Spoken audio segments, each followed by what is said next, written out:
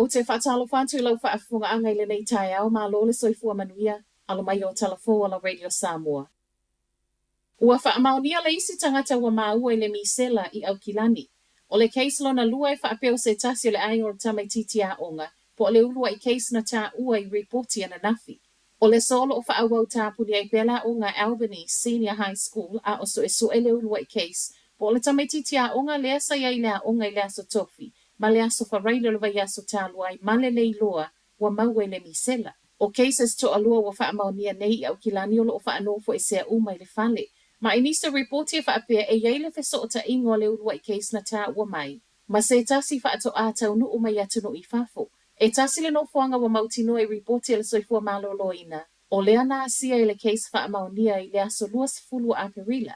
O le chemist warehouse I Albany, mai le toe kuata I le tula e tolu I le awauli, a ngā I le afa o le wha I le afiafi. A o whaawawai contact tracing, wa whaalia le popole o nisi o tangata so e whaapitoa I le soifua malolo ina. I le ono vave pepesi o le misela a o lea e maua lalo le pasene o tangata wa uma o na whaitu I pui pui.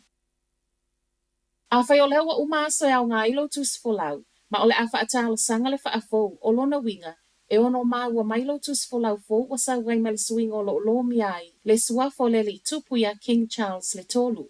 O le pito I totono o le whaava o le tusifolau New Zealand lo iai le taimi nei, o lo iele fe au o lo tau la I le tamaita I tupu ia Elisabeta, ma o leana sa wa I le fitu se fulu tau sanga. O le tu malo ai o le tamaita I tupu, ma suia le au le malo New Zealand lona winga, ua te tau e neo na suia fo I wha upunga I lungo o le tusifolau. O le tusifolau New Zealand lo mia matu ufa atasia le kamupani ka nata, Canadian Banknote Company, po le company lea na te lo mia fo I tupele atunu. Mo tusifolau o lo iele suafo le tamaita I tupu, ai ele I uma fo I aso iau ngai. O le alava iau ngā se I au I le taimia mo mi ai le whaafou. O se swinga o sa wai fo ima le lapata inga o no umi se taimia whaatali ai mo tusifolau, ma o le whaava I aso le olo ta ua mtanga luengo le vai whaafo I lungo la lato benga ta wha I langi. E le whai ngō fiele o atu le no fuanga I pu e le train, po o le siaki atu fo I le app, ai sau le tala I le aisa malanga I le tau nei. O langona nei o le toa tele o tangata au kilani a fia taimi usu I ngā luenga maa o ngai le tau nei. Ina ua whaalea o ngā umawhai ngā malanga train si au kilani. Tau noanga le minister fe malanga inga Michael Wood o le whaale tonu o nisi o wai atau ele tisi, wa mafua iona le o malanga trains ma e whaapea e te tauna vave whaale leia.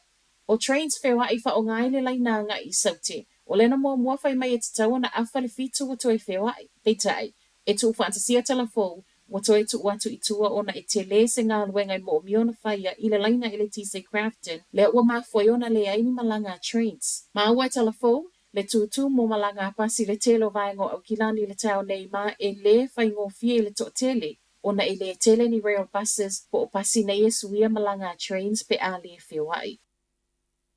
E fia le kampani va alele le e New Zealand le toe sau fo o le isi uta o sua ua va alele, e le anga foi. E le o le taimi mua le nei wa taunu uma yeiso ha ufa apitoa mo va alele. E le mawhaina wha o ngai pe ona yei fo I le uta na taunu I au kilani, I le masino o Novema. O le asalulu tāluai na taunu wai I Wellington e le isi uta. Ma ona e le anga o le ana wha atapu la a I le na o le valu se fulu pasene le sua utu o va alele. Wha atu se le mawalunga e masani ai. Whai mai ele Board of Airline Representatives, o se whaafita au le fōringa mai o le awha awa waipea. Whai mai le NUC lai tūsama report le News Hub, o le whaatolu wai leo na taunu mai o sua ua vaalele wa leanga. Ma ua tāpai le kamupani vaalele se whaamala malamanga pe ai se a.